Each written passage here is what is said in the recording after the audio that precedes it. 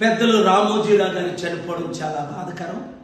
వారి పిల్లలు, మనవలు, బంధు ప్రియులు, ఆయనతో పనిచేసిన వారందరికీ నా కండోలెన్సెస్.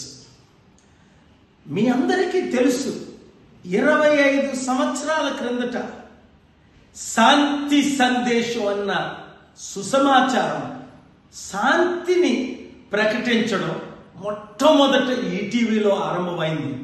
ఆయన ఎంత ఫెనాటిక్ హిందూ అయినప్పటికీ పాలుగారి శాంతి సందేశం మొట్టమొదట మనం బ్రాడ్కాస్ట్ చేయాలని అనేక సంవత్సరాలుగా వారి ఛానల్ ద్వారా నేను మీ మధ్యకి వచ్చాను.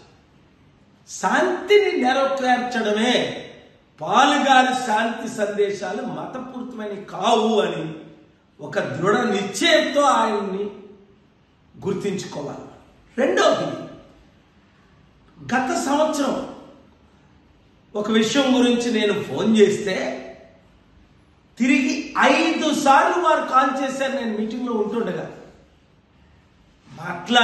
చివరికి మాట్లాడి ఆయన ఒక విషయం చెప్పారు. అది ఇప్పుడు చెప్పే సమయం కాదు.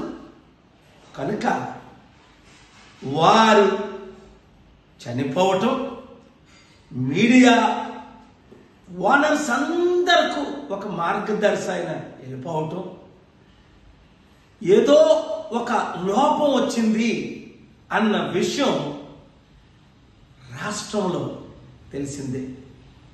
కనుక ఆయన కుటుంబానికి శాంతి కలగాలని ప్రార్థిద్దాం. For more videos, subscribe to BCN channel.